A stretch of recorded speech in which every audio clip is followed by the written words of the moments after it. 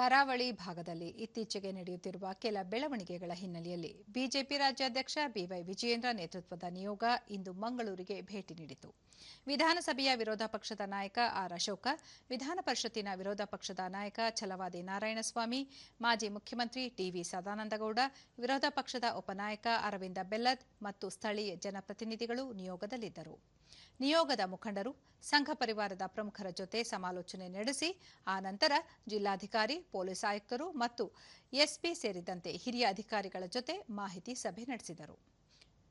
ಬಳಿಕ ಸುದ್ದಿಗೋಷ್ಠಿಯಲ್ಲಿ ಬಿವೈ ವಿಜಯೇಂದ್ರ, ಕಾನೂನು ಸುವ್ಯವಸ್ಥೆಯ ನೆಪವೊಡ್ಡಿ ಕರಾವಳಿ ಜಿಲ್ಲೆಗಳಲ್ಲಿ ಸಂಘ ಪರಿವಾರದ ಕಾರ್ಯಕರ್ತರು ಹಾಗೂ ಮುಖಂಡರಿಗೆ ಕಿರುಕುಳ ನೀಡಲಾಗುತ್ತಿದೆ.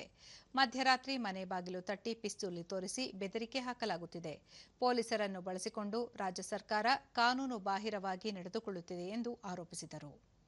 ಸುಹಾಸ್ ಶೆಟ್ಟಿ ಹತ್ಯೆಯಲ್ಲಿ ಆರೋಪಿಗಳನ್ನು ಬಂಧಿಸಲು ವಿಳಂಬ ಮಾಡಿದ ಸರ್ಕಾರ, ಅದೇ ಅಲ್ಪಸಂಖ್ಯಾತರ ಹತ್ಯೆಯಾದರೆ ರಾತ್ರೋರಾತ್ರಿ ಪ್ರಕರಣ ದಾಖಲಿಸಿ ಕಾರ್ಯಾಚರಣೆ ನಡೆಸುತ್ತದೆ. ಸುಹಾಸ್ ಶೆಟ್ಟಿ ಹತ್ಯೆಯಲ್ಲಿ ನಿಷೇಧಿತ ಸಂಘಟನೆಯ ಕೈವಾಡವಿದೆ, ಕೇರಳದ ಸಂಪರ್ಕವಿದೆ, ವಿದೇಶದ ಹಣ ಬಳಕೆಯಾಗಿದೆ ಎಂಬ ಅನುಮಾನಗಳಿವೆ.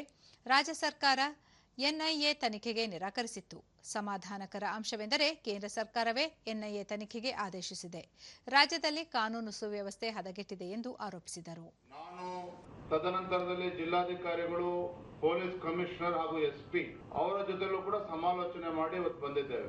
ಬಹಳ ಪ್ರಮುಖವಾಗಿರ್ತಕ್ಕಂಥ ಅಂಶ ಅಂತ ಹೇಳಿದ್ರೆ, ಸುಹಾಸ್ ಶೆಟ್ಟಿ ಹತ್ಯೆ ಪ್ರಕರಣದ ನಂತರದಲ್ಲಿ ಕಾನೂನು ಸುವ್ಯವಸ್ಥೆಯನ್ನ ನಿರ್ವಹಿಸಬೇಕು ಅನ್ನುವ ನೆಪವನ್ನ ಒಡ್ಡಿ ಒಂದು ರೀತಿ ಪೊಲೀಸ್ ಇಲಾಖೆಯ ಮೂಲಕ ಒಂದು ಗುಂಡಾವರ್ತನೆ ಇವತ್ತು ಆಡಳಿತ ಪಕ್ಷ ಕಾಂಗ್ರೆಸ್ ಪಕ್ಷ ನಡೆಸ್ತಾ ಇದೆ. ಪೊಲಿಟಿಕಲ್ ಲೀಡರ್ಶಿಪ್ ಫೇಲ್ಯೂರ್ ಆದಾಗ ಅಧಿಕಾರಿಗಳನ್ನು ಟಾರ್ಗೆಟ್ ಮಾಡ್ತಾರೆ. ಬೆಂಗಳೂರಿನಲ್ಲಿ ಆಗಿದ್ದು ಅದೇನೆ, ದಕ್ಷಿಣ ಕನ್ನಡದಲ್ಲಿ ಕೂಡ ಆಗಿದ್ದು ಅದೇನೆ. ಹಾಗಾಗಿ ಈಗಾದ್ರೂ ಕೂಡ ಎಚ್ಚೆತ್ತುಕೊಂಡು ಇಲಾಖೆ ಬೆದರಿಸ್ತಕ್ಕಂಥ ಕುತಂತ್ರವನ್ನ ಮಾಡದೇನೆ ನ್ಯಾಯಯುತವಾಗಿ ಅವರು ಕಾರ್ಯವನ್ನು ನಿರ್ವಹಿಸಬೇಕು ಅಂತೇಳಿ ನಾನು ಈ ಸಂದರ್ಭದಲ್ಲಿ ಆಗ್ರಹ ಮಾಡ್ತೇನೆ. ಆರ್ ಅಶೋಕ, ಪೊಲೀಸ್ ಠಾಣೆಗಳನ್ನು ಕಾಂಗ್ರೆಸ್ ಸರ್ಕಾರ ದುರ್ಬಳಕೆ ಮಾಡಿಕೊಳ್ಳುತ್ತಿದೆ. ಎಂತಹದ್ದೇ ಪರಿಸ್ಥಿತಿಯಲ್ಲಿ ನಾವು ನಮ್ಮ ಪಕ್ಷದ ಕಾರ್ಯಕರ್ತರ ಜೊತೆಗಿರುತ್ತೇವೆ. ಇನ್ನು ಮುಂದೆ ಕಾರ್ಯಕರ್ತರನ್ನು ಬೆದರಿಸುವ ಪ್ರಯತ್ನ ಮಾಡಿದರೆ ಅನುಸರಿಸಬೇಕಾದ ಕಾರ್ಯತಂತ್ರಗಳ ಬಗ್ಗೆ ಚರ್ಚಿಸಿದ್ದೇವೆ ಮತ್ತು ಪೊಲೀಸ್ ಇಲಾಖೆಗೂ ಎಚ್ಚರಿಕೆ ನೀಡಿದ್ದೇವೆ. ಮುಂದಿನ ದಿನಗಳಲ್ಲಿ ಕಾನೂನು ಸುವ್ಯವಸ್ಥೆ ಸಮಸ್ಯೆಯಾದರೆ ಅದಕ್ಕೆ ರಾಜ್ಯ ಸರ್ಕಾರವೇ ಹೊಣೆಯಾಗಬೇಕಾಗುತ್ತದೆ ಎಂದರು. ಸ್ಪಷ್ಟವಾಗಿ ಹೇಳ್ತಾ ಇದ್ದೀರಿ, ನಾವು ನಿಮ್ಮ ಜೊತೆ ಇದ್ದೀರಿ, ಭಯ ಬೀಳ್ಬೇಡಿ. ಎಲ್ಲ ನಮ್ಮ ಕಾರ್ಯಕರ್ತರಿಗೆ, ಹಿಂದೂ ಸಂಘಟನೆಗಳ ಕಾರ್ಯಕರ್ತರಿಗೆ ನಾವು ನಿಮ್ಮ ಜೊತೆ ಇದ್ದೀವಿ. ಇಡೀ ಪಾರ್ಟಿ ಯಾವುದೇ ಸಂದರ್ಭ ಬಂದರೂ ಹೇಗೆ ಬಂದರೂ ನಾವು ನಿಮ್ಮ ಜೊತೆ ನಿಲ್ತೀವಿ.